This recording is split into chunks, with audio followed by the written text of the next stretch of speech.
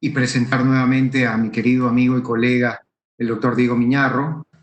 El doctor Diego Miñarro es neurólogo y neuroradiólogo y es el actual responsable de neuroimágenes de la Fundación Favaloro. Ya los que estuvieron presentes en el webinar anterior, que hablamos de epilepsia, pues ya lo conocieron. También es un honor y es muy grato saber que tengo a colegas de todo el Ecuador aquí y también colegas argentinos. Especialmente un saludo y un fuerte abrazo a mis amigos, a mi maestro, a mi tutor, el doctor Fernández Pardal, que nos acompaña aquí, a mi querido amigo, el doctor Mario Javier Halfon. Es un honor y un verdadero placer tenerlos aquí. Y es muy grato saber que estamos 85 personas hoy compartiendo esta tarde, donde el doctor Miñarro nos va a compartir su conocimiento de neuroimágenes, presentando la charla de evaluación en la isquemia cerebral aguda. Diego, por favor, gracias. Bueno, muchas gracias por la presentación. Como les vine comentando antes en este ratito que tenemos conectados antes de empezar, la idea es que opinen. Yo primero que nada agradecer a Juanjo por toda esta organización y toda esta concurrencia y obviamente con el mismo honor y gusto que comparto contigo, nosotros nos ha enseñado el doctor Fernández Pardal y es un placer. Y no quiero dejar afuera a un montón de colegas de acá de Buenos Aires, está el doctor Halfon como nombraste, está el doctor Percy, hay unos cuantos, está la doctora Roffo, hay unos cuantos colegas de acá de Buenos Aires que se han sumado a esta experiencia.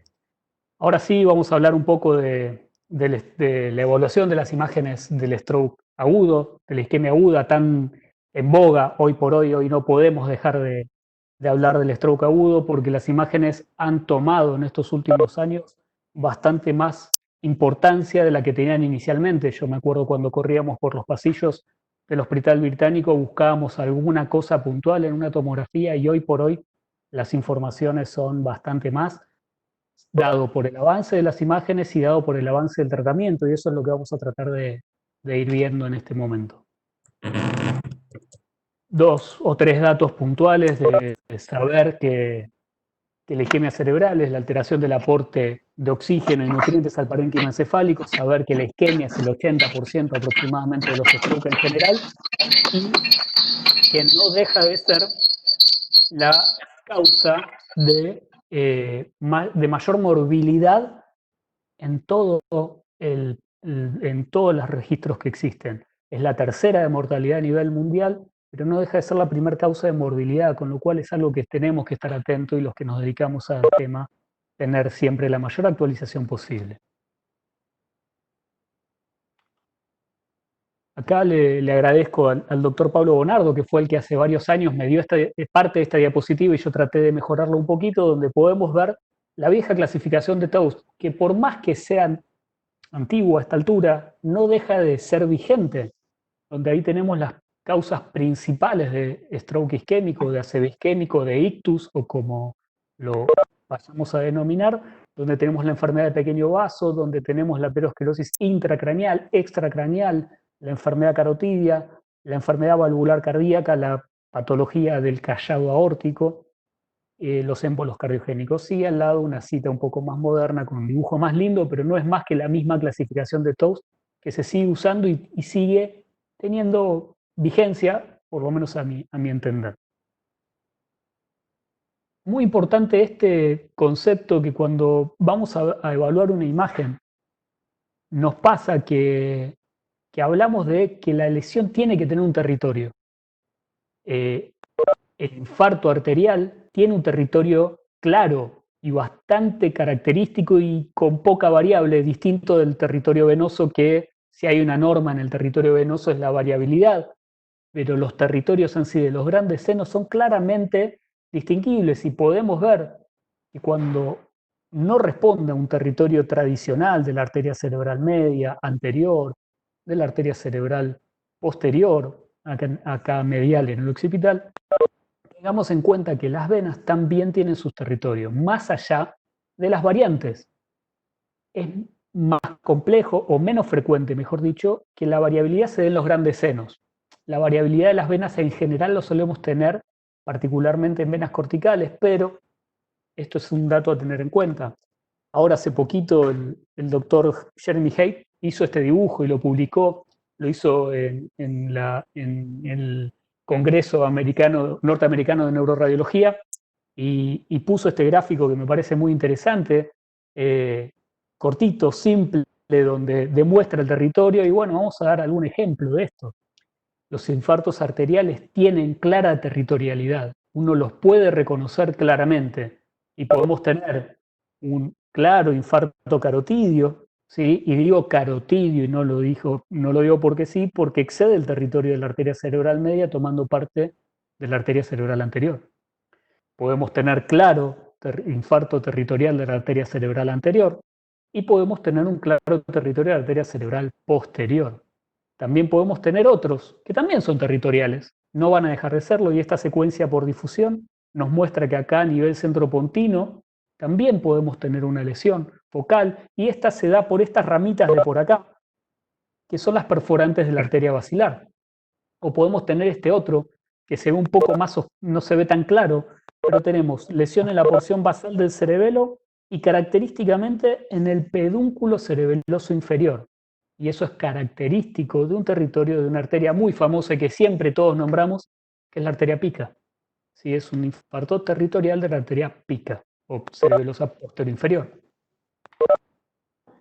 Acá, como yo estuve de los dos lados, soy neurólogo, estoy dedicado a las imágenes, todos los que hacemos neurología, en algún momento estuvimos corriendo y el radiólogo les dijo, tengo una imagen hipodensa, ahora si esa imagen es real o no es real, es otro tema, el doctor Bonardo lo ha pasado, cuántas veces ha agarrado a los radiólogos para decirles si esa lesión era nueva o no.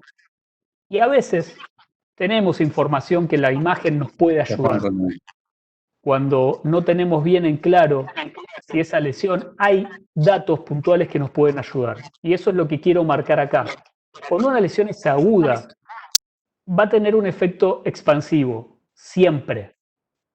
Ya sea si esa lesión está pegada a un surco, lo va a comprimir, o si está pegada a un ventrículo, lo va a desplazar. Nunca una lesión nueva, una lesión aguda, va a retraer, que es el otro extremo que les pongo en el lado crónico. O sea, si ustedes tienen una lesión hipodensa y esa lesión aumenta el volumen de un surco, esa lesión nunca puede ser nueva. Para que sea nueva tiene que tener efecto de masa, por ende compresión, por el edema que genera la isquemia aguda, ¿sí? Otro dato en la tomografía que nos puede ayudar es que una lesión en estado bien aguda o hiperaguda, para ser más exacto, nunca va a ser muy clara. Va a ser apenas hipodensa, va a ser gris. Si la lesión es muy hipodensa, es muy negra, ese es otro dato a tener en cuenta, que esa lesión que estamos viendo no es la culpable de lo que nos está pasando. Obviamente que la semiología es fundamental, no hay duda. Si yo estoy buscando un déficit completo, bien homogéneo, con afasia, con trastorno bien homogéneo facial, braquial y crural, voy a estar buscando una lesión que me afecte cápsula interna, por ejemplo, o si es con afasia, que tenga algo de ínsula. Pero si tengo algo desparejo, que tiene más compromiso en el miembro superior, menos compromiso en el miembro inferior, nunca va a ser en cápsula interna, lo voy a tener que ir a buscar más arriba. Eso es semiología. Nada más que eso sigue valiendo y va a seguir valiendo toda la vida, eso no nos podemos olvidar. Y con la resonancia nos es todo más fácil. Tenemos claramente la secuencia de difusión que nos saca de toda duda. Ojo, con alguna que otra posibilidad de datos de falsos positivos o falsos negativos, pero tengan en cuenta que, bueno, es una información a tener en cuenta, que la difusión es mucho más fácil. El primer estudio positivo que tuvimos en la evaluación del stroke. Esta es una pregunta que hace un tiempo que tengo incorporada en las clases de stroke. Todo por culpa de que alguna vez la charla que me pidieron dar, el título de esa charla era ¿cuál es el mejor protocolo de estudio en stroke? Y de ahí me surgió esta diapositiva. Y bueno, ¿y qué es lo que buscamos en una imagen? Lo primero que vamos a buscar es la hemorragia. Hoy paciente con un stroke agudo en ventana o en ventana extendida, lo primero que tenemos que buscar es que no tenga sangre, por el método que tengamos a disposición, sea tomografía, sea resonancia, sea la que fuera, lo que necesitamos es descartar sangre. Si podemos encontrar un simulador, bien. Si podemos tener una etiología de la isquemia, buenísimo. Y si podemos definir por algún tipo de imagen un core de infarto y penumbra, depende en el momento en el que estemos, va a ser útil o no. Pero lo primero y fundamental que necesitamos en la imagen inicial es descartar sangre. Ahí la corriente, las aguas se dividen y tenemos sangre o no tenemos sangre. Las decisiones son totalmente distintas. Por eso es importante. Con eso solo nos alcanzaba hasta el 2015. En el 2015 la cosa cambió. Y ahora volvió a cambiar otra vez.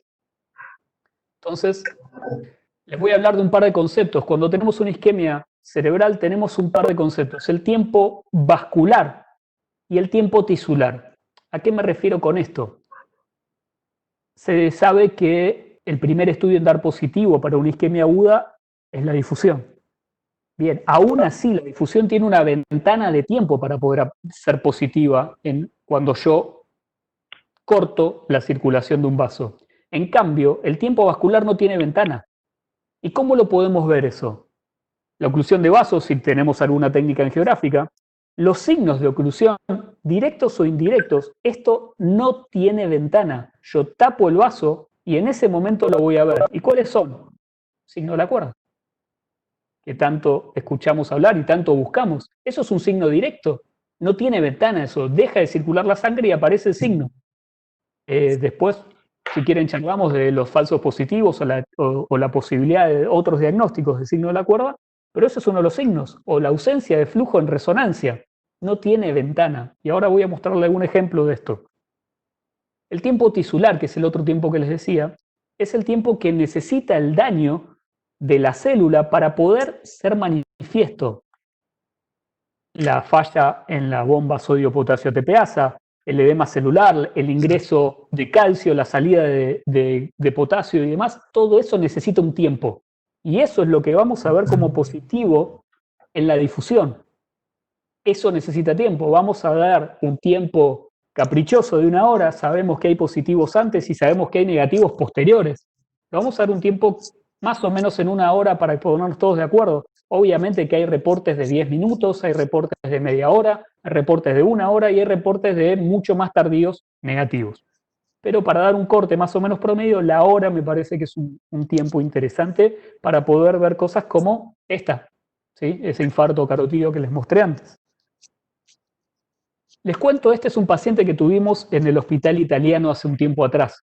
Esta señora estaba haciendo la cola en la farmacia para comprar sus medicamentos que le habían recetado en ese momento. Había salido del control, paciente hipertensa, diabética, de unos 70 años, que presenta deterioro del sensorio y disminución de la movilidad del hemicuerpo izquierdo. Y en 40 minutos esta paciente estaba dentro del resonador, porque en ese momento nuestro protocolo del italiano, como la señora tenía alguna contraindicación para el contraste, se fue directo a resonancia y no pasó por tomografía, pasó directo al resonador. Y en esta resonancia podemos ver una secuencia de difusión, una secuencia de flare y una secuencia gradiente de eco. ¿Alguna de las secuencias les parece que tiene algo? Y en ese momento, primera imagen es no, tiene una difusión negativa, pero estamos hablando de 40 minutos. Pero acá hay algo, y si les muestro la angio, la reconstrucción de la angiografía por resonancia, en TOF, sin contraste, y puedo ver algo. ¿Y eso se veía? Sí se veía. Había signos sutiles en las secuencias convencionales. Me voy al más grande primero, al equivalente del signo de la cuerda, que es el trombo en la arteria cerebral media, en el valle silviano, en la secuencia gradiente eco sensible para los productos de la hemoglobina. Esto es un signo de la cuerda en el GRE. Ahora, ¿había otra secuencia más que nos ayudaba? Sí la había. Miren el flare.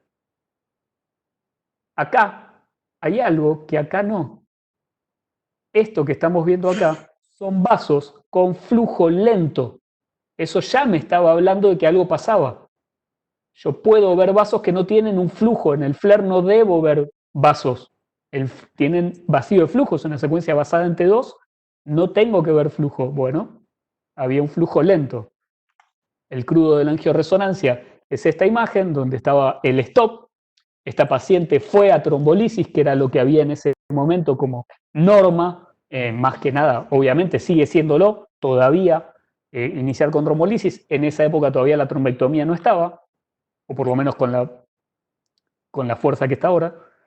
Y esta es la resonancia a las 24 horas. Esta es la difusión y el ADC de esa paciente post-trombolisis 24 horas después. Cuando hablamos del tiempo vascular es esto, son cosas así de finitas, no hay cosas más grandes. No son grandes imágenes, no van a ver eso. Hay que prestarle mucha atención. Por ejemplo, en este caso es el mismo paciente en secuencias T2 y en secuencia FLAIR. ¿Tiene algo? Como decían los dibujitos, siga la flecha, o el círculo en este caso. Y lo que podemos ver es que acá falta esto que está acá, que son las imágenes de vacío de flujo. ¿Sí? Si voy al FLAIR, la carótida no tiene vacío de flujo.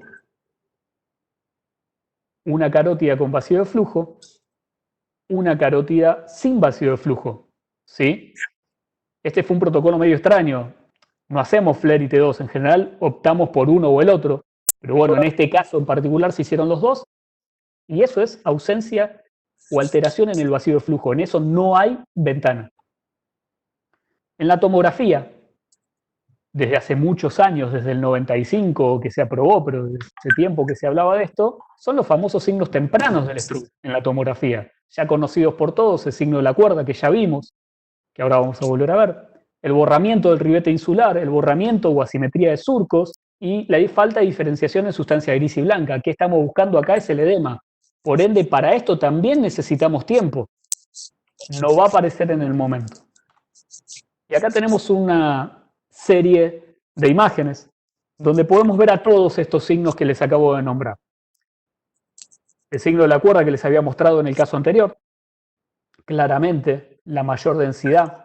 El doctor Francisco Meli hace algunos años atrás hizo un trabajo muy interesante donde logró demostrar que si uno mide la densidad de este vaso respecto de su contralateral y la diferencia es mayor al 20%, eso es un signo de la cuerda positivo. No hay un valor de densidad aislado que nos alcance para decir este es positivo o este es negativo. No dio estadísticamente suficiente, sí lo dio la diferenciación. Acá lo mismo, signo de la cuerda, borramiento de sustancia gris y blanca, y acá lo que estoy viendo es asimetría de surcos. Fíjense este valle silviano, y este valle silviano, la simetría de surcos que tiene. Y fíjense que no hay lesión hipodensa. Es difícil, estas imágenes suelen no tener mucha hipodensidad. Mientras mayor hipodensidad, más tiempo tenemos. Y esta serie que les estoy mostrando acá, lo hago a propósito. Fíjense que es distinto de lo que estoy viendo arriba. Las veo más oscuras. Este es un concepto importante. Yo creo que hoy por hoy nadie va a tomar una decisión de hacer un trombolítico, hacer una trombectomía con una placa. Lo vamos a hacer obviamente desde una computadora, sea en el mismo tomógrafo, sea en la sala de guardia, de emergencias, de terapia, de lo que fuera. Lo vamos a ver mediante una computadora. Entonces ahí vamos a poder cambiar la intensidad de densidades, la ventana y la apertura de esa tomografía. El concepto es cierren la ventana, veanla más oscura, para poder diferenciar que acá claramente no está la cabeza del núcleo caudado respecto de este lado que sí está. Lo mismo en esta imagen, esta secuencia es el mismo paciente. Fíjense que acá veo cabeza del núcleo caudado y acá no la veo. Esa es la diferenciación sustancia gris y blanca. Si lo van a ver en la ventana que sale automáticamente del tomógrafo, no la van a ver porque es una ventana muy blanda, muy gris. Hay que cerrar la ventana para poder ver mejor estos cambios. Vamos a hablar de esto que no se puede dejar de hablar hoy por hoy, la escala de Aspects, que hace muchos años atrás, o hace algunos años atrás, se creó como una escala pronóstica para ver cómo les iba a ir a los pacientes con stroke isquémico, qué posibilidad tenían de mayor o menor secuela, con la cuestión que es lógica y básica. Si yo tengo más lesión, voy a tener peor pronóstico. Es la escala usada por todos en todos los protocolos de estudio, es usar el Aspects. ¿Qué es el Aspects? Es, en todos estos puntos que ven acá, otorgarle un punto por cada lesión hipodensa. Si yo tengo un total de 10, voy a ir tachando. Tengo una zona hipodensa, le tacho 1. Tengo otra, esta área está hipodensa, tacho 1. Esta área está hipodensa, tacho 1. Y así voy restando. Si tengo un 7, yo ya sé que es un infarto silviano y con un tamaño considerable. Si tengo 4, es un infarto silviano extenso. El famoso mayor del tercio es el 7. ¿Se acuerdan que hace un tiempo se hablaba de que busquemos la mayor cantidad de un tercio de la extensión del territorio? Bueno, eso es el 7. Un 4 es un silviano extenso y la chance de un infarto maligno, ¿sí? Ahí tienen la cita de la página, es muy interesante. Si pueden, entren. Tiene la posibilidad de hacer exámenes, autoexámenes, y poder uno autovalidarse para poder ver esto. Y lo que tiene interesante, y me gusta mucho de esta página, es que no muestran el caso lindo, bien derechito, sin moverse. Hay casos así, obviamente, pero también hay casos de los que tenemos todos los días, con el paciente con la cabeza torcida, donde vemos un núcleo basal en un corte, el otro en el otro, el paciente movido, mala calidad, y ahí hay que tomar la decisión igual. Con lo cual me parece que es interesante, esa página es muy, muy interesante. Vamos a seguir y les cuento lo que es un protocolo de stroke hoy en día en casi todos los lugares que tengan un centro dedicado al tratamiento del stroke, que necesita de una tomografía sin contraste para lo primero que charlamos, descartar sangre o no sangre y tratar de ver si podemos la extensión del mismo. Y necesitamos hoy por hoy ver anatomía vascular, porque está claro que una oclusión proximal va a tener un pronóstico de la que no lo tenga y una respuesta al tratamiento, si es una oclusión proximal, así no la tiene. Por eso hoy es importante tener esto, que es un protocolo habitual, donde en el sin contraste podemos ver claramente el signo de la cuerda y en la angiotomografía de ese mismo estudio ver que está ocluida en su nacimiento o ver que en realidad no está ocluida en el nacimiento, es oclusión del nacimiento de la carótida, acá abajo, ¿sí? La podemos ver con una placa ulcerada, ¿sí? Y podemos ver el borramiento de los núcleos grises en el sin contraste. Todo esto es lo que tenemos de información que nos da una angiotomografía que tarda aproximadamente 1 minuto y medio en adquirir. Otros protocolos donde podemos ver lo mismo.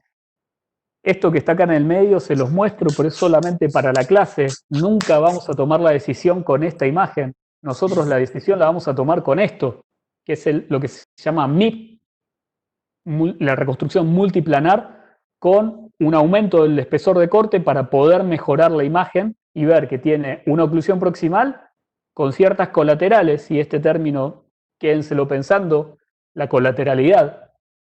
Esta oclusión, esta otra oclusión con este grado de colateralidad, ¿sí? Eso es muy importante. Le voy a contar un caso que tuve también hace algún tiempo, donde esta mujer de 23 años, una chica joven que se internó por guardia por un déficit focal derecho con una ataxia apendicular que inició claramente después de una cervicalgia. Los estoy empujando claramente a que me digan que es una disección, ¿no? Bueno, esa chica, todos lo pensaron, le hicieron el estudio, no les pongo el sin contraste, no tenía lesión, les pongo un resumen de la angiotomografía y esto a la madrugada fue informada como normal. Creo que no se ve mucha cosa y estaríamos todos de acuerdo en un vistazo rápido, a pesar de nuestra sospecha clínica de una disección, y este estudio es normal. Entonces, ¿qué pasó? Unas horas más tarde, el doctor Levi Yayati, compañero de aquel momento de trabajo, gente que sabe, dijo, paren, la clínica es muy sugestiva, esto hay que mirarlo más fino, no va solamente con la reconstrucción. Vamos a los cortes finos, a los crudos del angio, y podemos ver que esta arteria vertebral de golpe se afinó. Y cuando vemos en su segmento B3, en la salida del canal vertebral, vemos que esa arteria tiene una falta de relleno. Y si nos tomamos el trabajo de hacer una reconstrucción curva, como se llama, que es el seguimiento del vaso, podemos ver que la arteria viene perfecta. Esto no es una hipoplasia. Y de golpe aparece toda esta imagen que tenemos acá. Y eso no es más que lo que estábamos sospechando, una disección vertebral postraumática. La disección, si no la tenemos en mente, no la vamos a ver. Necesitamos tener la sospecha en un estudio habitual, en la locura y en la corrida de un stroke en ventana. Si no nos dicen que sospechan una disección, es muy poco probable que la veamos cuando son así, obviamente. Si tengo la imagen en pico de flauta, en llama de vela tradicional de la carótida, está buenísimo y lo vamos a ver todos, pero no necesariamente cuando son así, y hay que tenerlo en cuenta. Le voy a contar otro caso. Este es un varón de unos 65 años que fue hallado con deterioro del sensorio, menor iniciativa del hemicuerpo izquierdo, y en el interrogatorio los familiares dan un par de datos, que son que cuenta que previamente tuvo cefalea muy intensa y que tuvo un episodio de una crisis comicial tónico-clónica. Entonces tengo un paciente adulto mayor con un déficit de instalación brusca, pero con algún dato puntual. ¿Tiene chance de tener un stroke? Sí, obviamente. Ahora, ¿pienso que esto puede ser isquémico? Ojo con los confundidores. Este señor tenía esta linda hemorragia subaracnoidea y acá tenemos al culpable, este hermoso aneurisma silviano con forma bilobulada, con irregularidad de la pared, fue el culpable del que sangró. Tener esas banderas rojas, esos red flags, particularmente cuando la familia nos puede dar datos, la cefalea, la crisis, es un alertador. El stroke isquémico puede tener crisis comiciales, pero no es tan frecuente. Otro paciente, otro más, de mayor edad, 85 años, también deterioro sensorio, plejía braquial derecha, la familia refiere también cefalea, y es un paciente con estos antecedentes de base. Es un diabético tipo 2, hipertenso, mal controlado y con insuficiencia renal crónica, leve, todavía no dialítica. También tengo un paciente adulto mayor con muchos factores de riesgo que tiene un déficit puntual. Este paciente no tenía una subaracnoidea, tenía un hematoma intraparenquimatoso frontal precentral del lado izquierdo. ¿Sí? Tener en cuenta las llamadas de atención del interrogatorio es fundamental.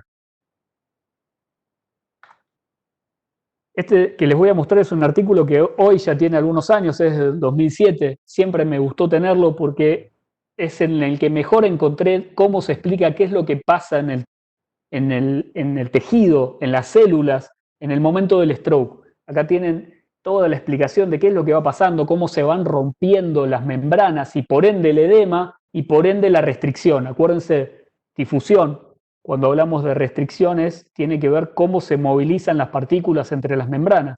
Y si yo tengo un infarto donde la bomba sodio-potasio ATPase se empieza a fallar, empieza a haber edema intracelular, se empiezan a romper las membranas, eso es lo que estoy viendo, ¿sí? Y este artículo del Lancet del 2007 es interesante, donde tiene una buena explicación y simple de ver. Vamos a tratar de explicar esto. Yo tengo una muestra de tejido normal, donde lo que veo son las partículas, donde los protones, el agua se mueve sin inconveniente, y en cuanto tengo edema celular, las células se agrandan, se edematizan, las membranas se empiezan a romper y ya no pueden moverse los protones a través de las membranas y por ende aparece la restricción. Ahí dice difusión restringida brillante, siempre y cuando yo esté hablando de esta secuencia que es la difusión. Pero esto tiene que ir de la mano con caída de la señal en el mapa de ADC. Si no, no es una verdadera restricción. ¿Sí? Puede ser un efecto T2, puede ser otra cosa, pero no es una restricción. Con eso les estoy diciendo, miren más el ADC que la difusión solamente, ¿sí? podemos tener casos como estos. La difusión nos ayudó con esto. Tengo este paciente con esta secuencia FLAIR, este T2, donde vemos que hay leucoariosis, hay hiperintensidad de la sustancia blanca periventricular, con algunas lesiones focales puntuales en corona radiata. Y aparece esta otra lesión, no nos dice mucho, si yo no tengo mucha clínica, si esto me llaman por teléfono a la madrugada y me dicen, Diego, mirá la resonancia, poco probable que pueda darles algún dato de esto, pero si tenemos la difusión y su mapa de ADC correspondiente, podemos ver que claramente esta imagen que se veía acá en corona radiata, claramente restringe, brilla y cae en el ADC, ¿sí? Podemos verlo. Y acá tenemos algunos de estos fantasmas, que es los que venía hablando, como les mostré la subaracnoidea. Acá tienen un ejemplo de una subaracnoidea bien de las cisternas de la base del cráneo, y donde podemos ver las microhemorragias. Hace algún microhemorragias eran todo un tema, hoy ya no es tanto una contraindicación, y lo que estamos teniendo acá en realidad es una angiopatía amiloide. Fíjense que tenemos un gran hematoma, u otro hematoma en otro estadio, microhemorragias periféricas, esto es una angiopatía amiloide, una contraindicación hoy por hoy con bastante más fuerza, y esta otra son microhemorragias centrales, lo más probable hipertensivas por la distribución. Hace algún tiempo se hablaba de un número mágico de 5 microhemorragias, y las 5 microhemorragias eran contraindicación. Si tenía más de 5 era una contraindicación para el TPA. Hoy se sabe que ya no están así. Más porque las secuencias son cada vez más sensibles, entonces es cada vez más fácil encontrar más de 5 microhemorragias. Les dije que en el 2015 las cosas cambiaron y los culpables fueron estos muchachos. Fueron estos dispositivos que empezaron a funcionar, a tener un buen efecto, y aparecieron los trabajos fuertes, con buena evidencia, donde la trombectomía servía. Cuando nosotros empezamos, Juanjo, allá en el tiempo, y corríamos atrás del doctor Fernández Pardal para hacer un trombolítico o no, atrás del doctor Bonardo, era RTPA, era lo que había, y había algo de trombolisis intraarterial, era ir a buscar el trombo y darle el trombolítico ahí, pero no había esto. Con el tiempo, después del 2015, aparecieron, en realidad están hace tiempo, pero se aprobaron después del 2015, estos dispositivos. Entonces, ahí empezaron a cambiar. Cuando era trombolisis queríamos sacarnos de encima esto. No había sangre y con eso estábamos. Si no era más allá del tercio de extensión del territorio de la arteria cerebral media, no tenía sangre y un montón de más contraindicaciones clínicas, se hacía el trombolítico. Con la venida de los tratamientos supraselectivos, la cosa cambió. Entonces necesitábamos conocer la anatomía vascular. Entonces necesitamos tener alguna imagen vascular. La angiotomografía lejos es mucho más rápida y mucho más fácil y accesible. Entonces nos daba toda esta información. Y aparte, si un hemodinamista iba a entrar, es importante que sepa que para llegar a esa carótida ocluida o esa cerebral media ocluida, primero tenía que traspasar esta placa ulcerada y no ser el culpable de, al pasar el catéter, generar mayor daño. Entonces es importante que se conozca toda la anatomía vascular, desde el callado hacia cerebral.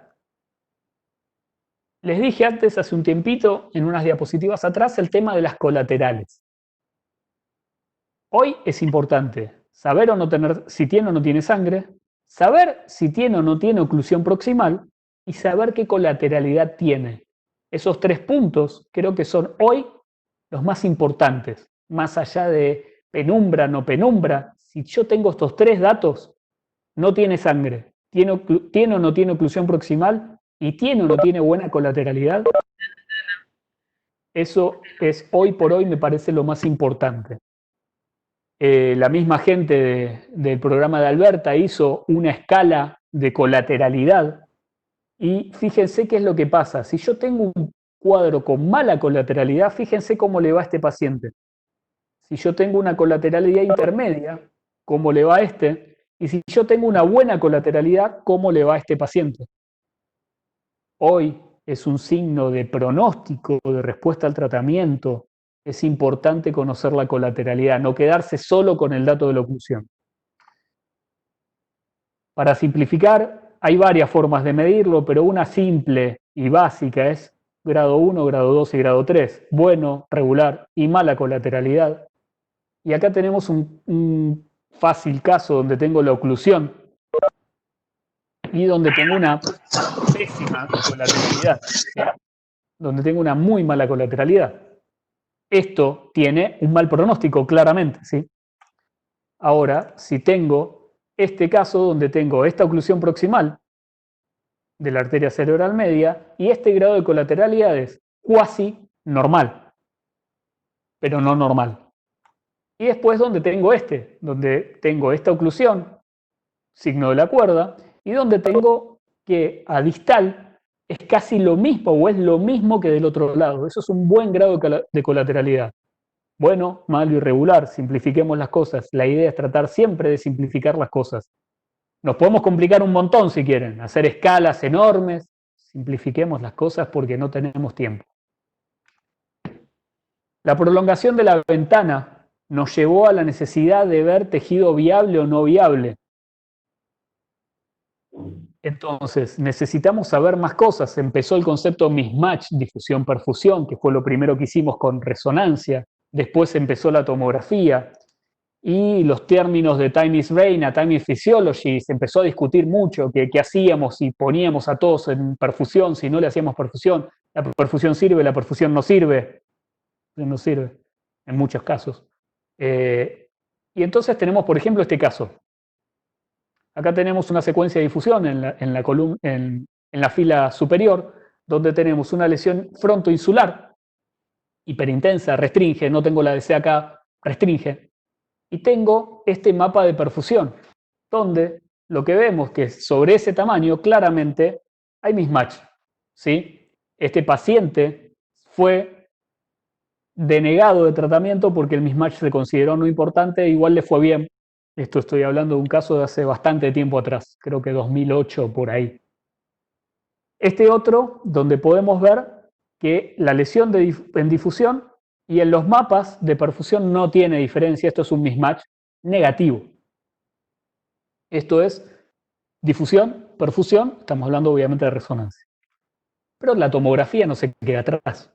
Hoy los tomógrafos multipistas y de más de 64 pistas tienen la posibilidad de hacer una perfusión de todo el cerebro en una adquisición.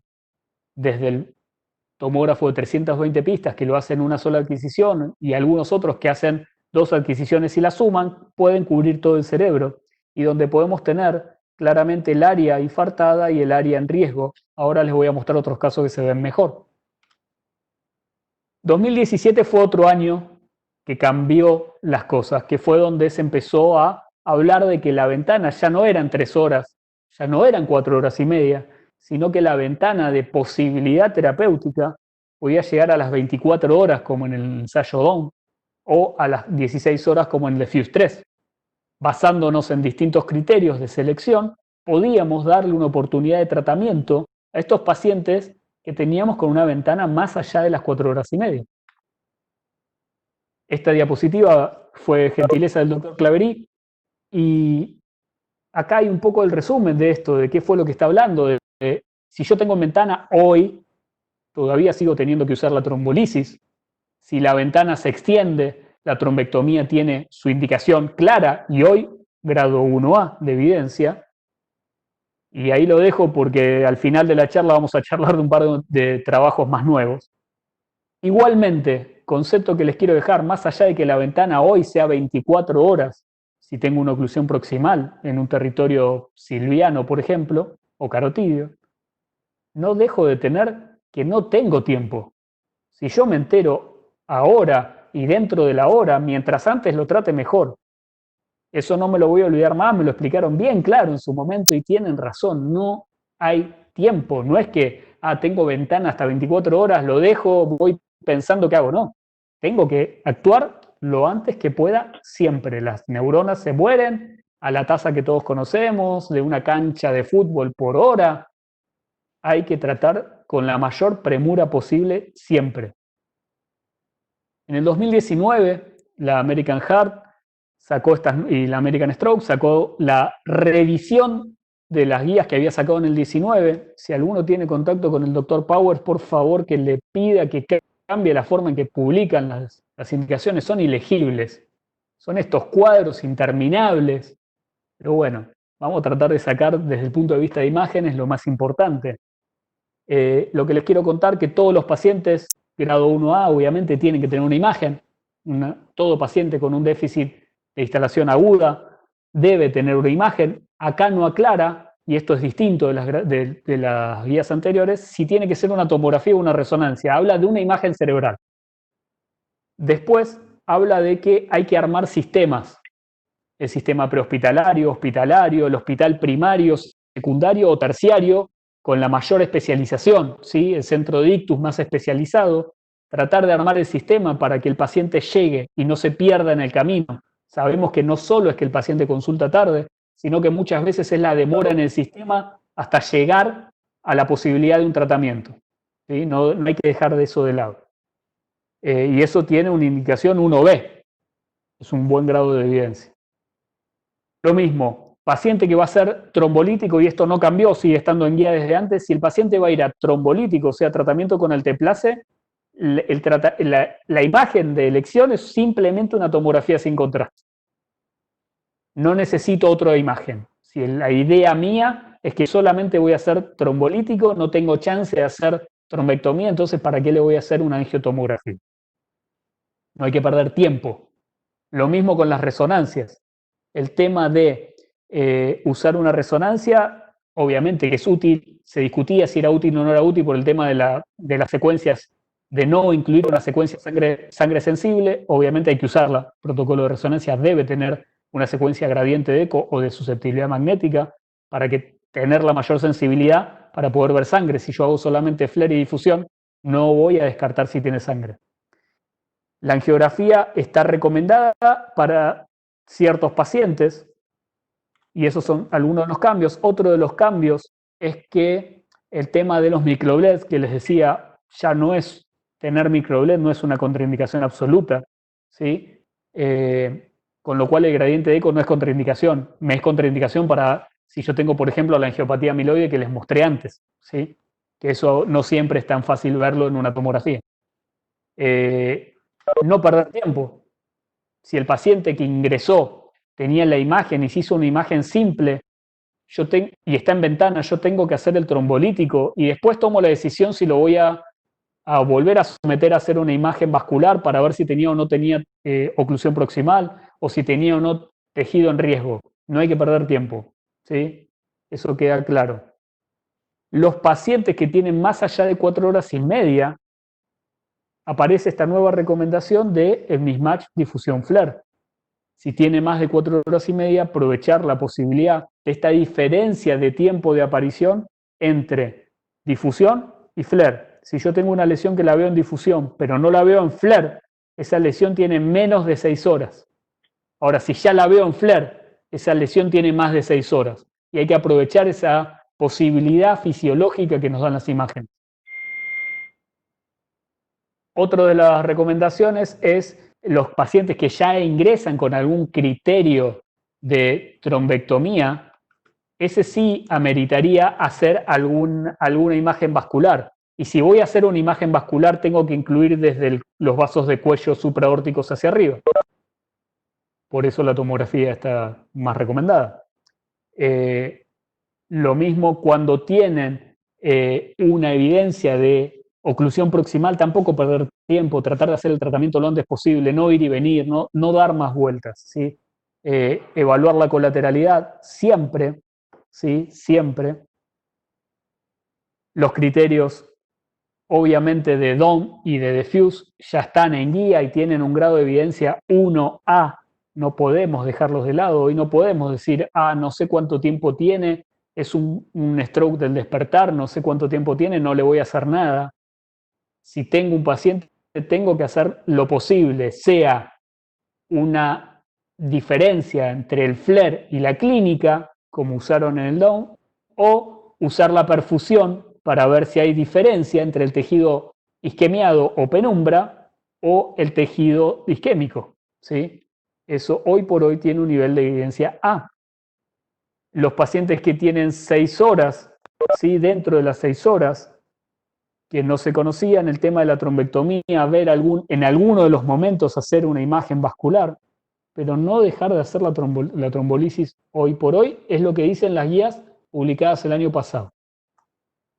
Acá dejo esta imagen del 2018, que había hecho lo mismo, pero con las guías del 2018, porque hay un par de datos que me interesan. Estos no vuelven a aparecer en la guía del 2019, pero me parece que son importantes. Ojo con el Aspex. Hay alguna duda de la certeza en el momento agudo con el Aspex, ¿sí? Porque hay puntos, por ejemplo, hipodensidad de la cápsula interna. La cápsula interna es hipodensa de por sí. Entonces, ojo con sumar o no sumar un punto con la cápsula interna. El signo de la cuerda. No alcanza a ver la cuerda para decir tiene una oclusión proximal. Es altamente sospechoso, pero no alcanza con ver la cuerda para decir listo, está ocluido. Puede ser flujo lento y no oclusión. No perder tiempo. Lo mismo, me van a escuchar decirlo miles de veces, no perder tiempo. Yo les muestro un protocolo sugerido, esto no es la verdad del mundo ni nada que se le parezca, esto es lo que les sugiero de protocolo y es lo que hacemos, por ejemplo, en la Fundación Favaloro. Hoy por hoy, cuando tenemos un paciente en una ventana hasta las 4 horas y media, lo que hacemos es tomografía más angiotomografía. ¿Para qué? Sangre, oclusión y colateralidad. Nada más. Con eso se toma la decisión. Si va a ir a trombolisis más trombectomía o si va a ir a trombolisis si no tengo oclusión. Si por alguna razón el paciente tiene contraindicación para recibir el contraste, el yodo, ese paciente irá a resonancia con angioresonancia. Se me pasó de largo en las recomendaciones. Si el paciente no tiene claros antecedentes de insuficiencia renal, vamos a volver un poquito, que es esta que está acá, no necesariamente hay que esperar al resultado de la función renal. Si es un paciente sano, no diabético, no hipertenso, pocos, ¿no? Ese paciente no necesitaríamos esperar la función renal para inyectarle el contraste. ¿Tá? Eso está en guía ya. Volvemos. Si el paciente está en una ventana mayor, pasada las 4 horas y media, en realidad de las 6 horas en adelante, nuestro protocolo, por una cuestión de idiosincrasia propia de Favaloro, donde nos es mucho más fácil tener el tomógrafo a disposición que el resonador, nosotros usamos tomografía, angiotomo y perfusión por tomografía. Obviamente, si uno sigue otros criterios, puede usar la resonancia claramente y está perfecto. Obviamente que está bien. Nosotros, particularmente, como tenemos muchas horas el equipo ocupado por estudios de alta complejidad cardiológica, donde no puedo sacar al paciente del resonador, lo que hago es la tomografía, que es mucho más rápida y accesible para nosotros, pero es una idiosincrasia propia nuestra, tiene que ver con el manejo nuestro. Hasta ahora es lo que estamos haciendo, hacer este tipo de protocolo. Les voy a contar un caso de una ventana extendida. Esto es una mujer de 55 años que la encontraron más allá de las 12 horas de la última vez que la habían visto bien, con un déficit derecho, ¿no? Tenemos signo de la cuerda y tenemos borramiento y asimetría en realidad de surcos. Acuérdense que mientras la ventana se va estirando, más chance de encontrar de los signos tempranos, ¿sí? Si esta paciente hubiese venido más temprano, probablemente algunos signos no veríamos. Oclusión proximal, ¿sí? Arteria cerebral media ocluida, apenas nace. Colateralidad, oclusión. Los vasos de cuello no tenían grandes problemas. El problema era una oclusión del nacimiento de la arteria cerebral media. Paciente en una ventana extendida, fue a trombectomía, que es el protocolo que estamos haciendo nosotros, que es lo que está aprobado. Antes de esto le hicimos perfusión, para poder ver que tengo el área de infarto y el área de penumbra. ¿Tengo mismatch? Sí, tengo mismatch, claramente tengo mismatch, esto choca la vista. Entonces, con toda esta información de oclusión proximal, una aceptable colateralidad, no tenía sangre y tenía mismatch positivo, fue a trombectomía más allá de las 12 horas. Acá tengo la tomografía y la resonancia a las 24 horas, donde lo que vemos es que el tejido infartado que veíamos quedó infartado y el tejido en riesgo no cambió. Acá tienen un resumen de la difusión. nos quedamos con la misma lesión que ya teníamos. Le fue muy bien a este paciente, ¿sí? Ahí agradezco a los residentes que me ayudan con la reconstrucción. El protocolo DOM habla de un volumen de infarto. Entonces, nosotros medimos el volumen. Ojo que hay que hacer una secuencia de difusión finita que pueda moverse. Las secuencias convencionales no se pueden medir. Hay que hacer algo más fino para poder hacer una medición volumétrica. Y acá tenemos el volumen del infarto, que fueron 10 mililitros. Contaba con los criterios de DOM para tratarse también. Ahora les cuento otro, no siempre es tan lindo. Les mostré el más lindo, el más mejor, el que cerró todo bien, la imagen linda, y no siempre es así. La realidad es que no siempre es así. Entonces tenemos este paciente donde tenemos esta alteración en los mapas de tiempo, donde tenemos una oclusión que ya es más distal, no es tan proximal, y era un paciente más anciano, más grande, donde tenía mayores factores de riesgo, estaba bastante más hipertenso. Este era un paciente más complejo de los que podemos tener. Este tenía 10 horas de que lo habían encontrado. Miren lo que era la resonancia con la medición. No siempre es tan fácil. No siempre es tan fácil. Es como alguna vez dijo la doctora Zurrú, medimos manchitas. No siempre encontramos el infarto bien para poder medir. No siempre es tan fácil, ¿sí? Y este paciente, acuérdense lo que era medir el otro, era mucho más fácil, este era bastante más complejo. A este no le fue tan bien. No tengo el control, no se los voy a mostrar, pero no le fue tan bien, ¿sí? Ahora les voy a mostrar otro caso. Mujer de 55 años. La encontraron, pero a esta tenía casi 20 horas. Fíjense, siga la flecha y tenemos signo de la cuerda, borramiento del ribete, alteración de la sustancia gris y blanca, signo de la cuerda, algo un poco más arriba. Miren la angiotomo, donde podemos ver en los crudos el trombo cabalgando entre cerebral media y anterior. Acá lo pueden ver bien. Y la reconstrucción desde Callado, donde lo mismo, el cuello no tenía nada. Miren la colateralidad. Oclusión, algo de flujo distal, o en realidad estenosis por un trombo, algo de flujo distal. Fue a trombectomía también. Y miren cómo no fue. Muestro también cuando no me va tan bien, ¿no? A ver que no aparece la imagen. A ver, apareció la imagen, ahí está. No siempre nos va tan bien. ¿Sí? La trombectomía tiene sus riesgos, ¿no? Y ahí estamos viendo cómo la paciente evolucionó con un infarto silviano maligno y así no fue.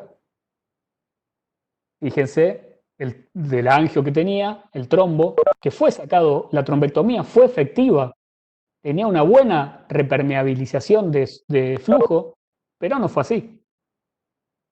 Ahora, yo les dije que era una mujer de 55 años, ¿no? Antes también les dije que tenía una paciente de 55 años. Bueno, esta señora es la misma que nos fue bien antes. Esta señora le encontraron una fibrilación auricular con un trombo auricular. Se empezó a anticoagular y por un problema u otro se tardó a conseguir el rango de anticoagulación y la paciente reingresa con este nuevo trombo.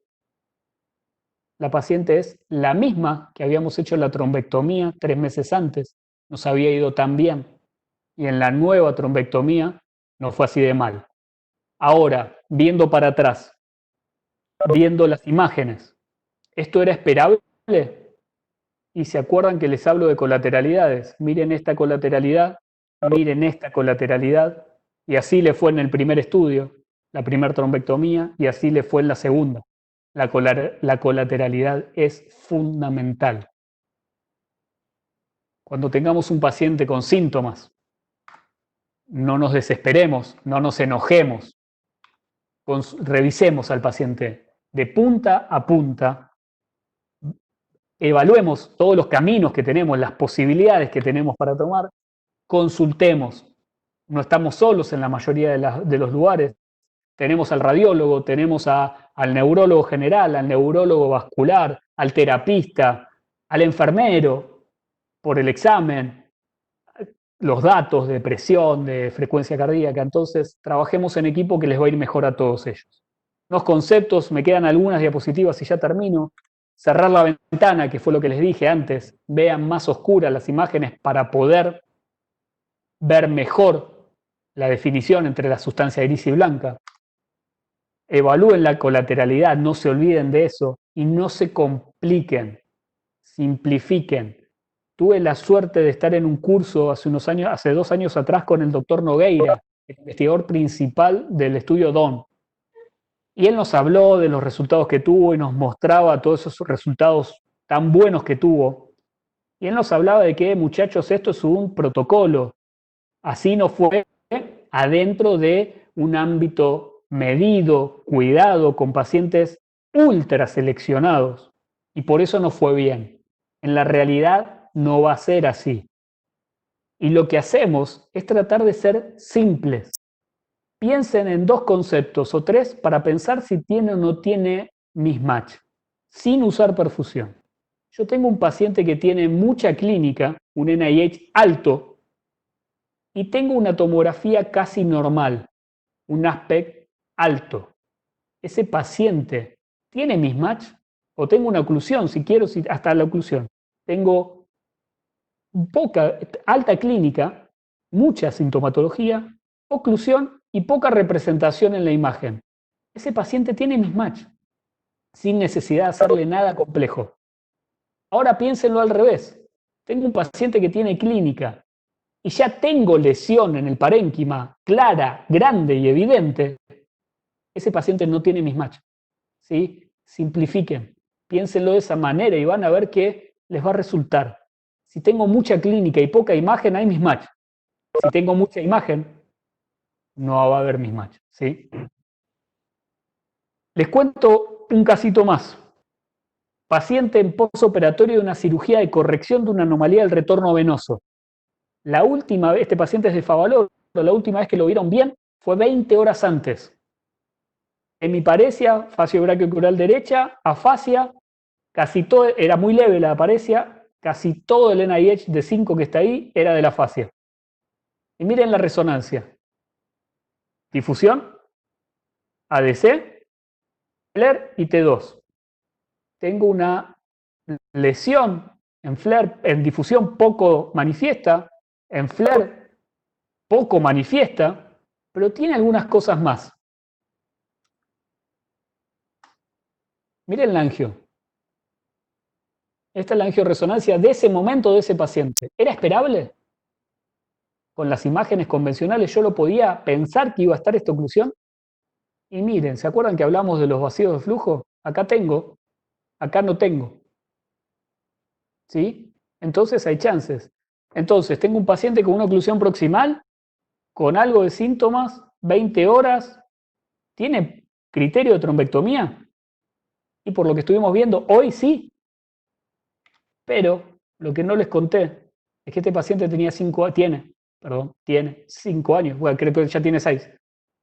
Era una ventana extendida. No hay hasta el momento publicaciones de tratamiento en ventana extendida en edema pediátrica. Sí hay experiencia de trombectomía en pacientes pediátricos en ventana de hasta 4 horas y media. Incluso el Garrahan tiene hecho una hasta el día de hoy, con muy buenos resultados. A este paciente nos costó muchísimas horas de discusión entre el hemodinamista, el neurólogo especialista en vascular. En el medio estaba yo porque era el que estaba con las imágenes, no por ser especialista en mucho. Y la decisión que se tomó fue no tocarlo. Los pacientes chicos, los pediátricos, tienen mucha más tolerancia al edema que una transformación. Si este paciente hacía una transformación, le iba a ir muy mal. Este chico retrogradó todo lo que tenía motor, quedó con un poquito mínimo de una afasia de expresión que está en vías de trabajo y va mejorando. Y por suerte se decidió no hacer ninguna conducta. Les dejo un trabajo que es publicado el año pasado en la revista Radiographics, donde está todo lo último de lo que estamos hablando, está la cita ahí, igualmente después se las paso si lo quieren. Y no puedo dejar de hablar de 2 o 3 trabajos que fueron los últimos publicados. El trabajo Wake Up, que se usó para pacientes con un horario no conocido, un inicio no conocido. La mayoría de estos pacientes fueron unos strokes del despertar, y donde lo que fueron es, en base al mismatch difusión flare, esto que hablábamos, que si estaba en el flare tenía 6 horas y si no estaba en el flare tenía menos de 6 horas, y se les dio trombolíticos. Bueno, a estos pacientes les fue mejor a los que trataron que respecto a los que no trataron en un outcome primario, pero tuvieron también más sangrado. Obviamente, mientras más estiro la ventana, más riesgo tengo de un daño por reperfusión y producir un sangrado. Tuvieron una buena proporción de pacientes con una escala de ranking bajo, y en cambio los que no se trataron tenían mayor porcentaje de pacientes con ranking alto, con lo cual les salía peor. Igual las diferencias fueron significativas hasta cierto punto, 0,02 de P, ¿sí? Con lo cual hasta ahí. Acuérdense el mismatch, difusión, flare. Tengo una lesión en la difusión, pero no tengo lesión en el flare. Eso es el mismatch, difusión, flare. Otro trabajo fue el extend, que estiraron el horario hasta las 9 horas para hacer trombolisis, no trombectomía, trombolisis. ¿Y en qué nos sirve esto? Hoy se sabe que si yo tengo una oclusión proximal, la mejor respuesta la voy a tener con una trombectomía. Ahora, ¿qué hago con el paciente que no tiene una oclusión proximal? Lo miro, ya está, no hago más nada.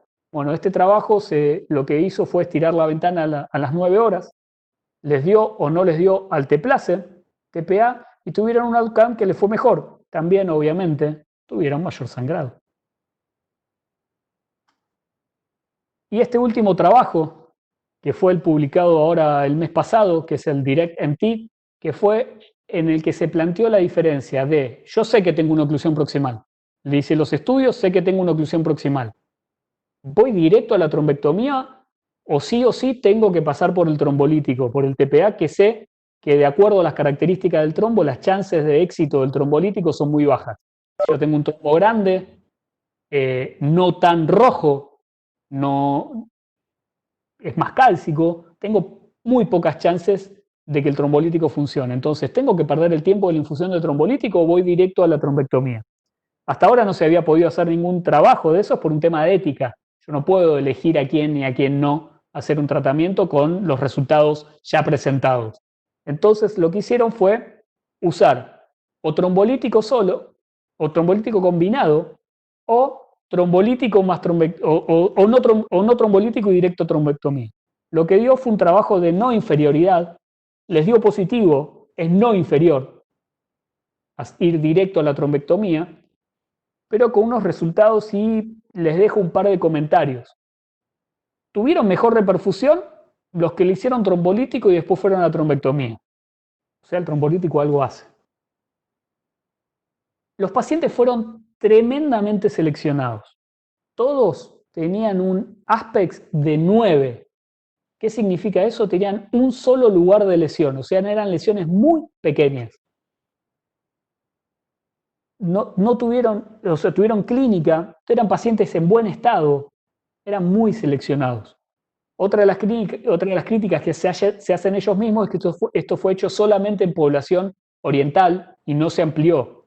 Igual yo creo que es un buen punto de partida. Me parece que como un estudio de no inferioridad nos da una buena base para decir, bueno, que esto se haga más grande, con trabajos más grandes, a pesar de que tiene un N importante. Fueron 656 pacientes ingresados, pero 1800 en realidad ingresados, y los que completaron el trial fueron 600, casi el tercio, ¿sí? Los que ingresaron se descartaron 2/3 de los pacientes. ¿Qué es lo que nos va a pasar? No todos los pacientes van a tener oclusión proximal. La trombectomía sirve si tengo oclusión, no tengo oclusión, ¿qué voy a ir a sacar? Pero si yo ya tengo la oclusión proximal, por más que esté en ventana, me parece que es un trabajo que da un pie para ver qué es lo que va a haber que hacer, si el trombolítico va a ser indispensable o no, si hay que darlo todo completo, o sea, el bolo y la infusión continua o solamente el bolo. Eso me parece que es un trabajo interesante para más adelante. No puedo dejar de hablar de lo que nos está pasando a todos, los que Ecuador ha sufrido mucho más que por ahora nosotros, y es que está pasando con el stroke en el contexto del COVID. Esto es unas charlas que hubo de la gente del Valdebrón en Barcelona, y donde hicieron durante su etapa del pico, mostraron qué fue lo que les pasó. tuvieron pacientes con un NIH mucho más alto. En verde son los casos en esta etapa de pandemia y en azul celeste, misma época el año anterior, 2019. Tuvieron mucho más NIH, tanto de ingreso como posterior. Tuvieron un aspecto mucho más alto, por ende, mucho más bajo, quiere decir, o sea, menor valor, menos de 6, o sea, infartos más grandes. ¿Qué fue lo que pasó? En parte fue la demora en la consulta. El paciente llegaba más tarde por miedo a consultar. Fíjense que el TIA, casi el AIT, el accidente isquémico transitorio, casi no consultó, sino que el que consultaba era el que ya venía con una oclusión proximal, con un compromiso mayor. Tuvieron menos consulta del paciente leve, tuvieron más sangrados.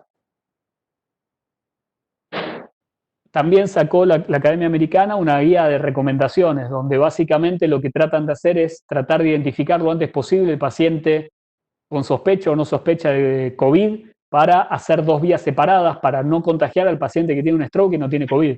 Tratar de hacer vías separadas de evaluación de estos pacientes, lo antes posible, el manejo de la vía aérea. Y una discusión importante e interesante es si hay que hacer o no hay que hacerle una imagen de tórax a estos pacientes, sí o sí. Y hay 2 escuelas, por eso les puse las 2. Los americanos siguen manteniendo que, salvo que no tenga clara sospecha de COVID, no hay que hacerlo. O sea, si el paciente no tiene contacto, no tiene fiebre, no tiene un cuadro sintomático, no hay que estudiar el tórax. Ahora, si lo tiene, sí. Los españoles no. Los españoles dicen que sí hay que hacérselo a todos. Esto es sacado de los resultados del momento del pico, donde el porcentaje de pacientes sospechosos es mucho mayor, y encontraron un montón de pacientes asintomáticos para COVID que tenían infiltrados bilaterales y terminaron siendo COVID.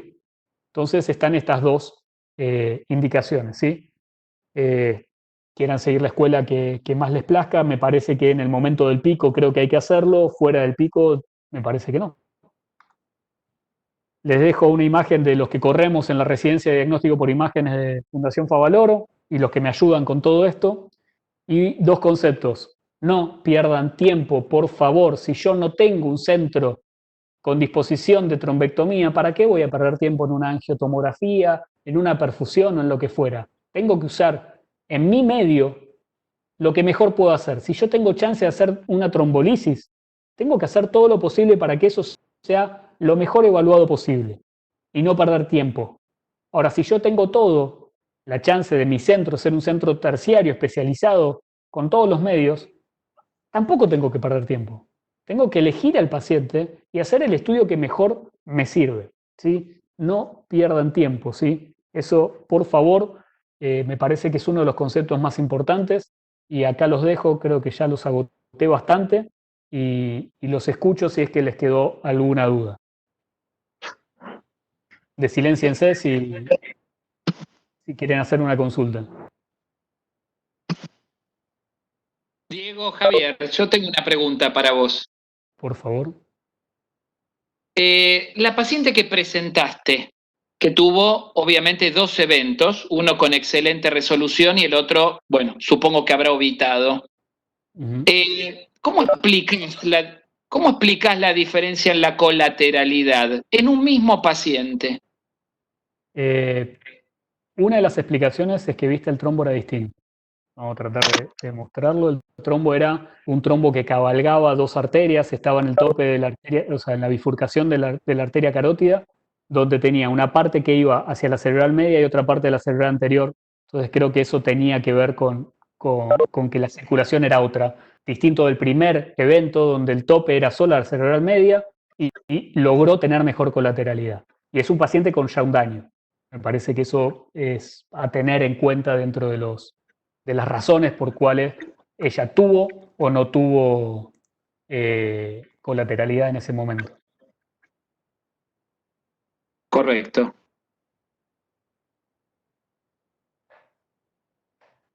Si alguno tiene alguna consulta más, no siempre nos va bien, ¿no? Mostramos todo lo que nos va bien, pero también hay que mostrar cuando no nos va mal. Por suerte, y ahí vos suponías que tenías mismatch negativo, ¿no? Obviamente, o sea, le dieron una oportunidad, pero tenía mismatch negativo esa paciente en el segundo evento, ¿no? En el segundo evento no se pudo hacer la perfusión, por eso no la mostré, no se llegó a hacer por una cuestión de mayor premura y que la paciente no estaba tan bien. Por eso no se hizo perfusión. Se interpretó que si bien no había tanta lesión en el parénquima, no se veía tanta lesión, a pesar de 20 horas, esta paciente tenía 20 horas, es mucho. Claro. Interpretamos que tal vez tenía que tener mismatch, de esto que les planteo de si veo o no veo imagen. ¿Sí? Si veo imagen, pocas chances de tener mismatch. Ahora, si no veo imagen, las chances son mucho más altas. Esta paciente tal vez hubiese beneficiado de una difusión en ese momento, una difusión FLAIR. Tal vez nos hubiese ayudado. Pero como todo esto, no tenemos tiempo y las decisiones son en el momento. Y se hace lo que mejor podemos en ese momento. Perfecto, gracias, Dieguito. Gracias por la pregunta, Javier. Diego, Sí, te felicito, extraordinariamente completo y muy simplificador todo lo que comentaste. Te voy a hacer una pregunta, ¿cuál es el límite de edad? ¿Hasta dónde van ustedes para tratar por vía endovascular un paciente que tiene un evento con obstrucción de la arteria cerebral media en M1? bien. En teoría los 80, pero vieron que ya hay trabajos varios publicados donde el límite de la edad no es tan así y tiene que ver más un estatus previo a tener un ranking mejor previo al evento y no necesariamente la edad. Nosotros tenemos como regla general dentro del protocolo un número caprichoso de 18 a 80, como estuvo el Down, como tuvieron todos los trabajos. Pero la realidad es que se evalúa si tengo un paciente mayor de acuerdo a cómo estuviera antes. Nosotros teníamos la idea, en realidad, de que íbamos a tener mucho más ventana extendida por nuestros pacientes postquirúrgicos. Y por ahora, con madera no nos está pasando tanto, gracias a Dios, no nos está yendo tan mal con las cirugías, entonces no estamos teniendo tantos de estos. Pero cuando armamos el protocolo fue en nuestra cabeza pensar que íbamos a tener muchos de estos pacientes por las complicaciones quirúrgicas. Nuestras cirugías son bastante complejas en general y por suerte no tuvimos tantos.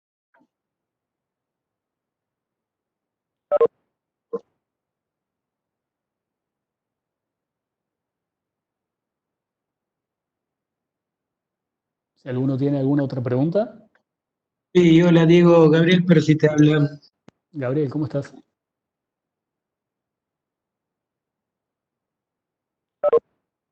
Te perdí. ¿Dónde estás? Decime, Gabriel.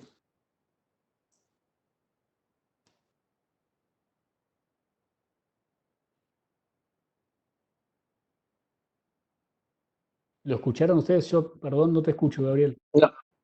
No se escuchó nada. Tiene el micrófono cerrado, por lo que se ve. Ahí lo estoy buscando para tratar de desbloquearse. Ahí me escuchan, ¿verdad? Ahí te escucho. Sí, ahora sí. Perdón. Nada, primero felicitarte porque la charla fue muy buena y muy didáctica, realmente me gustó mucho. Quería destacar una cosa, antes de hacerte la pregunta, quería destacar una cosa que dijiste, que la clínica es soberana y eso no hay que olvidarlo porque las imágenes avanzan mucho, las técnicas de reperfusión avanzan mucho, pero no hay que dejar de lado el examen neurológico porque nos cambia. Hoy por hoy sigue siendo definitorio y así como vos nombrabas recién, yo siempre cito una paciente que tenía una lesión capsular en la difusión y estaba afásica y creo que, como vos decís, no hay mejor manera de determinar un área de penumbra que revisando bien y sabiendo un poco de anatomía. Con respecto a lo que dijiste en un momento al pasar, y ahí viene la pregunta, sobre los protocolos de resonancia que hacen ustedes en stroke agudo cuando usan resonancia, dijiste que el protocolo optaba entre T2 o FLAIR de manera opcional, digamos, era uno u otro. O por lo menos eso te entendí. Sí.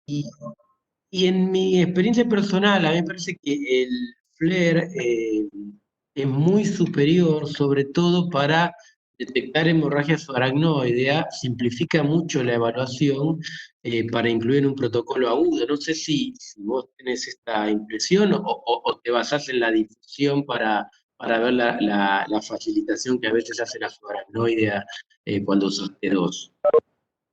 No, sin duda el FLAIR. El tema de T2 o Perfecto. FLAIR, porque algún protocolo, si bien está todo escrito, cada centro puede modificar un poco. El protocolo de resonancia es FLAIR, difusión, gradiente de eco o susceptibilidad magnética y angio intracraneal, Sí. sin contraste. De esa forma yo voy a poder descartar el infarto agudo con la difusión y la caída en el ADC, el tiempo con el FLAIR, y con el GRE voy a poder ver sangrados intraparenquimatosos. Si yo tengo una subaracnoidea, el FLAIR sin duda es la secuencia mejor, con más sensibilidad para descartar una hemorragia subaracnoidea, más que la tomografía todavía. ¿Qué pasa? En la subaracnoidea normalmente hacemos tomografía por una cuestión de tiempo, acceso, costos. Es mucho más fácil acceder a una tomografía que una resonancia. Pero si yo tengo que hacer el mejor estudio para ver una hemorragia subaracnoidea en agudo, es el FLAIR. ¿Por qué? Yo tengo, le explico a los demás, que no sé si, o Gabriel lo tenés claro, pero no sé si los demás sí, es que el FLAIR es una supresión de líquido. Entonces, si yo tengo en el líquido subaracnoideo algo que lo ocupa, le va a cambiar la formación química. Por ende, va a dejar de suprimirse y lo voy a ver blanco, brillante. Eso me puede pasar. Ojo que no es la única causa de la sangre. Si yo tengo una leptomeningitis, voy a ver lo mismo. Si yo tengo un poco de sangre, voy a ver lo mismo. Pero si estoy haciendo un estudio con anestesia, o no solo anestesia, con aporte de oxígeno, nada más, también me va a pasar lo mismo. ¿Qué pasa? Esto va a ser difuso en casi toda la convexidad. Lo voy a ver igual. Y eso tiene que ver con la tensión parcial de oxígeno en el espacio subaracnoideo, que al hacer aporte más claro en la anestesia, pero esto puede ser en una simple canulita, yo voy a ver espacios ocupados. Y eso lo tengo que tener en cuenta y lo tengo que saber al momento de ver una resonancia. Si el estudio fue con anestesia, si tienen la chance de tener esto, piensen, fíjense si lo van a ver, ¿sí? Seguro que se van a dar cuenta de esto, pero lejos la subaracnoidea, sin duda, el FLAIR. Pero todavía hay algún que otro que tiene T2 en el protocolo porque tiene mejor secuencia de vacío de flujo. Yo prefiero hacer el FLAIR siempre. Excelente, excelente tu respuesta. Hubo una pregunta en el chat por ahí. No Sí, llegué a verla. muy buena. ¿Alguno la tiene ahí a mano? ¿La vio? Sí, luego de trombectomía, ¿cuánto tiempo hay que esperar para hacer una resonancia difusión FLAIR o es suficiente el control angiográfico en sala? Bien, siempre a las 24 horas de cualquier tratamiento que hagamos hay que hacer una imagen, tomografía o resonancia para evaluar el parénquima, más allá de no solo evaluar reperfusión. En general, la revascularización, no reperfusión, perdón, me expresé mal, la revascularización se evalúa en el momento en el procedimiento. Y después lo que hacemos a las 24 horas por norma es hacer una imagen de parénquima. Si tenés la chance de hacer una resonancia, está buenísimo. Si no, haces una tomografía. Y obviamente, si el paciente empeora, los criterios esos no han cambiado, siguen estando igual que desde la época de inicio de la trombolisis. Si el paciente empeora ciertos puntos de NIH, antes de las 24 horas hay que hacer una imagen para evaluar la complicación que es el sangrado y la reoclusión. No nos olvidemos que también hay riesgo de reoclusión.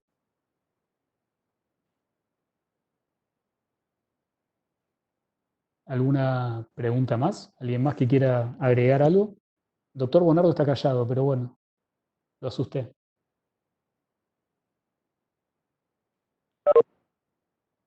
La pregunta fue la misma que se formuló recién.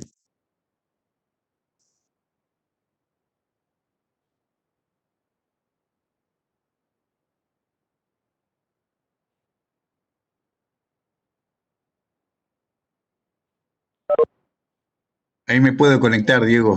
Qué raro. Felicitarte. No podía hablar. Se liquida la tecnología. Sí, cosa que es muy difícil para mí, casi como imposible. Felicitarte como siempre, es un placer escucharte. En realidad siempre es muy lindo escucharte a vos y verlo a Juanjo y a toda la gente que conocemos y que son excelentes médicos y un orgullo que hayan podido, para nosotros, haberlos conocido siempre, así que es un placer. También ahí con respecto a lo que te preguntaban, también nosotros no hacemos solamente con la angiografía digital, alcanza para ver si el vaso se repermeabilizó, sacarlo del lugar de hemodinamia y esperar a hacer un parenquimograma, puede ser una tomografía o ni siquiera una resonancia, para ver si ha habido alguna otra complicación, pero no sé si haría otra cosa más. No, bien. Ojo con las tomografías tempranas, la diferencia entre sangre y contraste muchas veces es difícil. Sí. Si hay una extravasación es muy, muy difícil diferenciar entre contraste y sangre. Nos ha pasado más de una vez a todos. A todos tenemos la chance de tener una extravasación de contraste Coincido. y es complejo. E incluso cuando se perfora la arteria, peor todavía. Cuando hay alguna complicación, no sabes bien si es sangre o es justamente una perforación de la arteria o es el contraste mismo, etcétera. Esas complicaciones las hemos tenido y siempre son muy difíciles de poder conocer rápidamente, ¿no? Ujú. Hay una pregunta por ahí, si hay algún estudio con diferencia entre AIT y stroke temprano, clínica. En algún tiempo se acuerdan que la definición de AIT incluía la difusión negativa. Yo tengo mis recaudos con esa definición, me parece que es difícil, está el stroke minor y demás. En el momento, si se va a trombolizar un AIT, me da vergüenza hablar adelante de los que me han enseñado a mí, pero creo que queda claro que no es contraindicación trombolizar una IT. Una IT obviamente no va a tener una oclusión proximal, por eso ni hablar de una trombotomía, ¿sí? Pero una trombolisis, eso es posible, ¿sí? Sí, a favor de eso que decís, Diego, creo que primero la IT generalmente dura menos de una hora, la mayoría de los AIT. Desde que empieza el síntoma, llega al hospital, se hace todo, muchos de esos síntomas resuelven. Pero ante la duda, creo que la trombolisis uno la ejecutaría igual, que es lo que habitualmente tratamos de hacer, ¿no? La mayoría de los AIT en menos de una hora están resueltos, eso es la gran mayoría de pacientes. Y creo que a favor, no sé quién opinaba ahí. No, quería aportar, Gabriel Perceta, te quería aportar si nosotros tenemos un análisis de eso en el laboratorio de los pacientes. Nosotros usamos mucha resonancia en agudo por una cuestión local y 14% de los strokes que tuvieron resonancia en agudo tenían la difusión activa. Y la resonancia hecha en 24-48 tenía la difusión positiva. Entonces, ojo con el concepto de la difusión negativa, que como muy bien dijo Diego en la charla, una ventana en la restricción. Lo que pasa es que la de trombolizar una difusión negativa es un poquitito más pesada para el médico que está presente. Y lo que yo siempre le digo a los residentes es que lo que hay que hacer ahí es volver a revisar el paciente y si el cuadro es claro, hay que tratarlo como un ACV. Como vos bien decís, Pablo, el AIT se va a haber ido en menos de una hora en general. Y confiarlo a la difusión puede tener un error que ya te digo, para nosotros fue 14%, tenían la difusión inicial negativa. Y cada vez va a ser más difícil tener difusión positiva porque los pacientes están llegando antes también, ¿no? O sea que muchas veces la difusión nos puede pasar con eso. Estamos logrando que los pacientes lleguen un poco mejor a todos los centros o más rápido, sacando obviamente este momento COVID, ¿no? Que es lo contrario. Pero creo que eso es más frecuente y no basar la decisión solo en la difusión también. Coincido 100%. Bien, hay una pregunta en el chat que dice en relación a la hemorragia subaracnoideas, que hablé de la aplicación de la secuencia FLAIR, ¿y qué rol jugaría el T1? El T1 ninguno. Ninguno, no se ve en el T1 la hemorragia subaracnoidea en el agudo, ¿sí? En cambio, hablar del tema de la susceptibilidad magnética. La susceptibilidad magnética en el agudo tampoco es tan importante, es mucho más importante el FLAIR. Tiene otras utilidades muy buenas, muy interesantes, y a los que tienen la chance de tenerla en el agudo, no dejen de hacerla. que es que tiene una muy buena sensibilidad para ver la alteración de la circulación de pequeños vasos y la apertura de colaterales.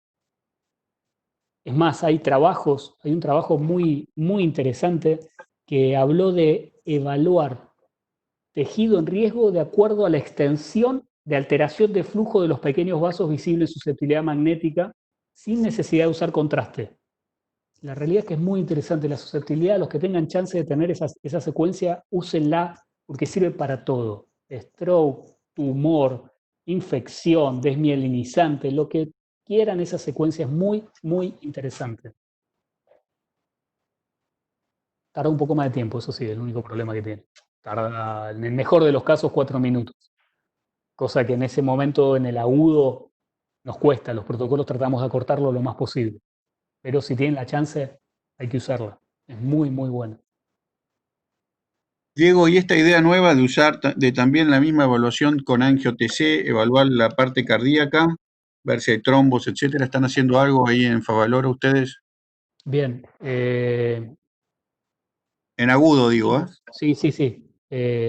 Tomarlo desde la aurícula para arriba. Claro, El tema es exacto. así. Algunas secuencias esa parece ser un poco algunos están impulsando esa idea, nosotros estamos también pensando en eso por alguna experiencia que hemos tenido y resulta interesante, pero no sé qué opinás vos desde el punto de vista técnico y también de tiempos, ¿no? No sé Técnico si querés es. poder explicarlo mejor para el resto, pero que yo Bien. no lo podría explicar bien técnicamente, pero bueno.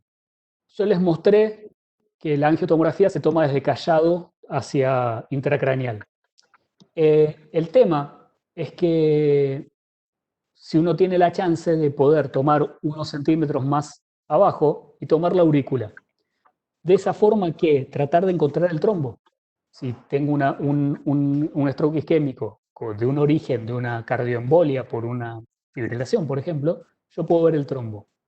La realidad es que nosotros lo planteamos, obviamente lo leímos, nos surgió la idea, nos pareció interesante, pero yo empecé a asesorarme con los especialistas en imagen cardíaca que tenemos en la fundación, gente con mucha experiencia, y la realidad, le cuento, ellos nos hablaron de que podemos meter la pata muy importante. Por si no se entendió en ecuatoriano, nos podemos equivocar, ¿sí? Y mucho.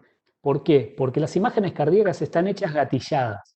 Eso significa, yo adquiero la imagen coordinada con el latido cardíaco para tener la mejor imagen de pared y ver lo mejor del interior de la cavidad cardíaca.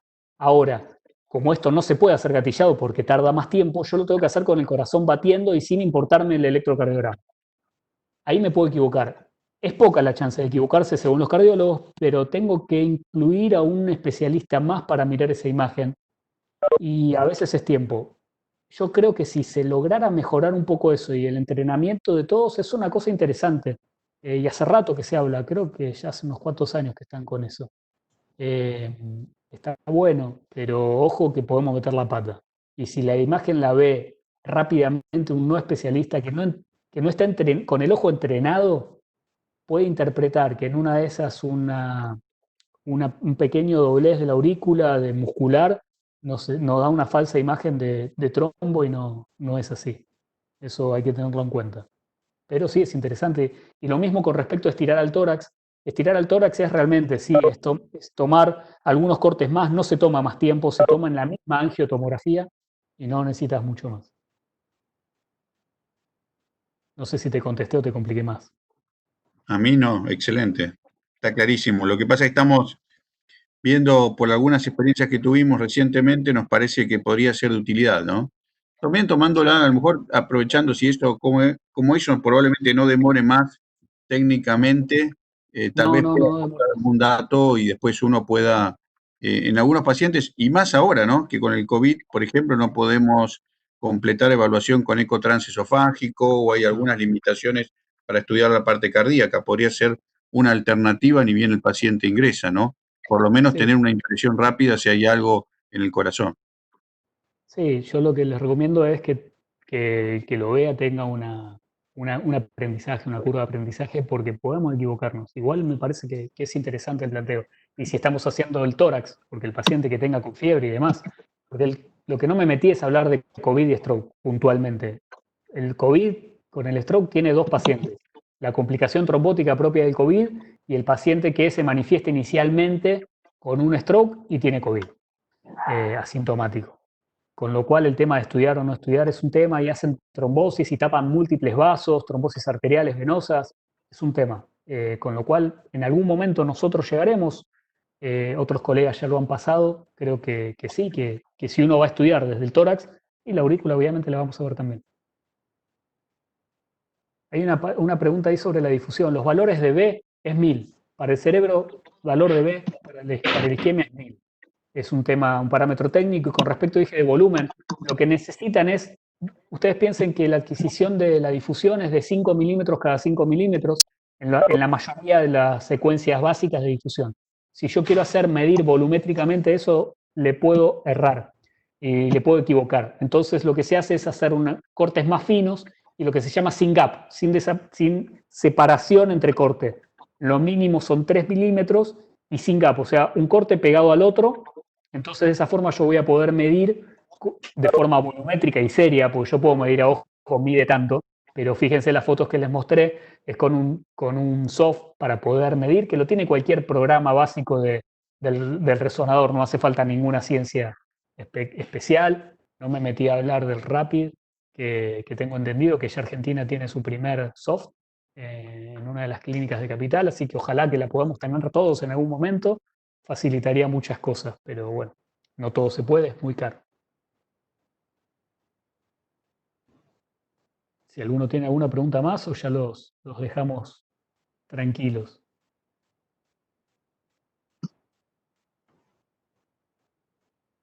Si no hay más preguntas, no más que agradecerles a todos, al doctor Juan José Quintana, que fue el gestor de todo esto, y veremos si se repite alguna más. Muchas gracias, Dieguito. Excelente, excelente. Gracias, Diego. Dieguito, Gracias, Juan. Pablito, no sabía que estabas aquí con nosotros, me es muy grato escuchar. Sí. No, el placer es mío. En la próxima charla aprendas a encender la cámara para poder verte. Pará que ya sé dónde es, así que veo. Pará. Enseñe, más fácil, déjale la máquina a ella. ¿Ahí estoy o no? ¿Ahí se ve o no? ¿Qué se va a ver, Pablo? ¿Ahí estoy o no? Ahí sí, ahí sí. 2 horas para que pueda entender el sistema.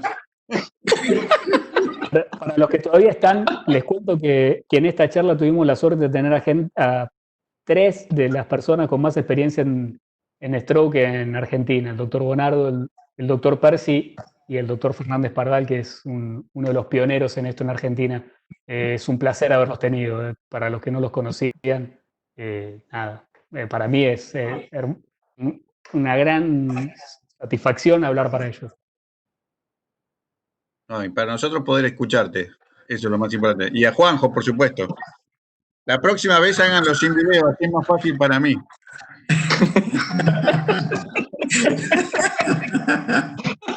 Qué gusto verlos. Y yo quiero agradecer a todos los colegas de mi país que nos acompañaron, a nuestros colegas y amigos argentinos también, gracias a ustedes que ha hecho esto posible. La audiencia mejoró una barbaridad y eso es muy importante. Dieguito, una vez más, quiero agradecerte de todo corazón por compartir el conocimiento con nosotros. No, gracias a ustedes por prestarme atención. Es simplemente una recopilación de información que todos tenemos a disposición y mostrar un poco la experiencia que uno fue haciendo en todo este tiempo. Así que muchas gracias a ustedes. Y veremos si nos volvemos a hablar. Depende del doctor. Chao, gracias a todos. Gusto. Gracias. Buenas noches. Buenas noches.